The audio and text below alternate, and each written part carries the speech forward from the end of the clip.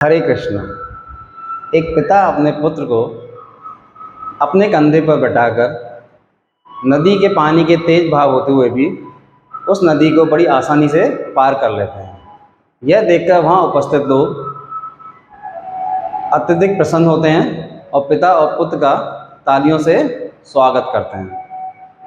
यह सब देखकर वह इंसान भी बहुत खुश होते हैं और उन उपस्थित लोगों से एक प्रश्न पूछते हैं। वो ये कहते हैं कि क्या आप लोगों को ये विश्वास है कि इस नदी को मैं दोबारा पार कर सकता हूँ?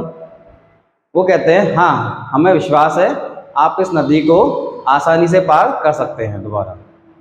तब वह पिताजी उन उपस्थित लोगों से फिर यही प्रश्न पूछते हैं और कहते हैं आप विचार करके बताइए, सोच के बताइए, क्या इस नदी को मैं दोबारा पार कर सकता हूँ?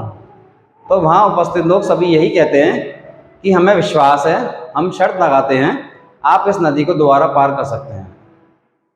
तब यह सुनकर वह इंसान उन लोगों से यही कहते हैं कि ठीक है, अब की बार ये नदी में अपने पुत्र को नहीं, आप में से किसी एक के पुत्र को अपने कंधे पर बैठाकर इस नदी को पार करूँगा। यह सुनते ही वहाँ सन्नाटा हो जाता है, सभी लोग शांत हो जाते हैं और चुप हो जाते हैं। तब वह इंसान उन सभी लोगों से यही कहते हैं कि आप लोगों को ये विश्वास तो है कि मैं कार्य कर सकता हूँ, मैं इस नदी को पार कर सकता हूँ, लेकिन आप लोगों को मुझ पर विश्वास नहीं।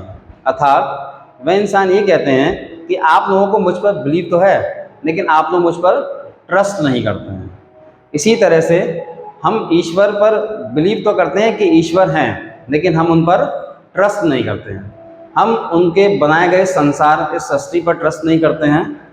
हम उनके कर्मों, कार्यों को और उनके दिए गए ज्ञान पर भी हम ट्रस्ट नहीं करते हैं। अर्थात भगवान श्री कृष्ण भगवद गीता के चैप्टर 18वें में श्लोक 66 में कहते हैं, सर्वधर्मान परित्यज्य मामेकम शरणम व्रज, abandon all religious principle and surrender on to me, I shall deliver you from all sinful reaction, do not fear.